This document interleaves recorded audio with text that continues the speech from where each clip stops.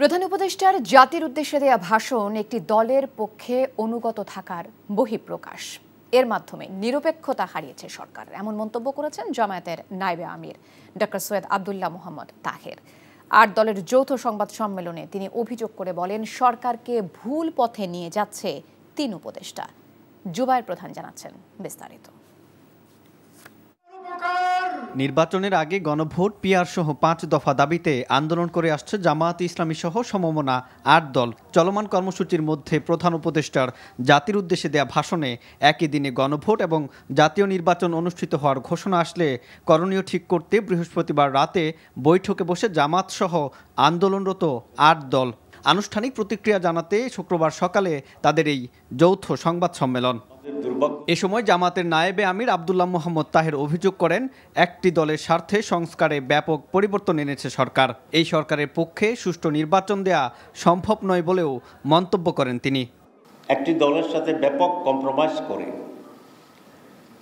জনগণের স্বার্থ নয়, একটি বিশেষ দলের স্বার্থেই অনেক পরিবর্তন এনে তার ভাষণ দিয়েছেন। এই সরকার বুঝি হোক না বুঝি হোক, ইচ্ছাকৃতভাবে হোক অথবা ষড়যন্ত্রের শিকার হয়ে হোক, তারা একটি দলের সেই ফাঁদে পা দিয়েছে। ৩ উপদেষ্টা সরকারকে ভুল বুঝিয়ে নির্বাচন বানচালে ষড়যন্ত্র করছে জানিয়ে তাদের অপসারণের দাবি তুলে জামাতসহ ৮ দল। প্রধান উপদেষ্টার কাছে তাদের নাম জমা দেওয়া হবে বলেও জানান তিনি। গণভোট এবং নির্বাচন একই দিনে হলে সংস্কারে হ্যাঁ এবং না বিষয়টি গুরুত্বহীন হয়ে পড়বে বলেও মন্তব্য করেন জামাতের এই শীর্ষ নেতা। প্রধান উপদেষ্টা যে ভাষণ দিয়েছেন, একই দিনে নির্বাচন, গণভোট এবং জাতীয় নির্বাচন, সেটার পরিবর্তন করে অনতিবিলম্বে আলাদাভাবে গণভোট করার তারিখ উনি ঘোষণা করবেন, এটা আমরা আশা করি।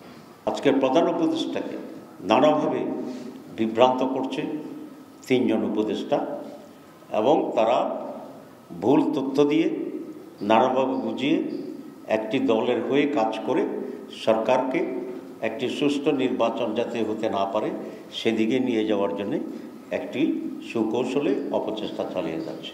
আমরা প্রধান উপদেষ্টার কাছে তাদের নাম আমরা প্রেরণ করব। গণভোটের রায় ছাড়া জাতীয় নির্বাচন না মানা সহ 2টি প্রস্তাব পেশ করে দলটির নায়েবে আমির ৮ দলের ৫ দফা দাবিতে পূর্ব নির্ধারিত কর্মসূচিতে অনড় থাকার কথা উঠে আসে এই যৌথ সংবাদ সম্মেলন থেকে।